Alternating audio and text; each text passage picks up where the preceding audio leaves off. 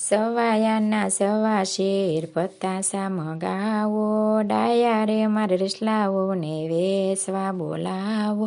લેજો બાયું લેજો બેનું નહીતર ઘરમાં જાવ સૌ, પતાસાનું પાણી કરી એકલડી પી જાવ સૌ.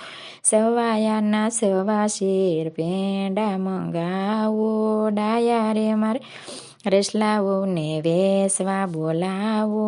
લેજો બાયું લેજો બેનું નહીતર ઘરમાં જાવ સૌ, પેંડાની બરફી કરી એકલડે ખાઈ જાવ સૌ.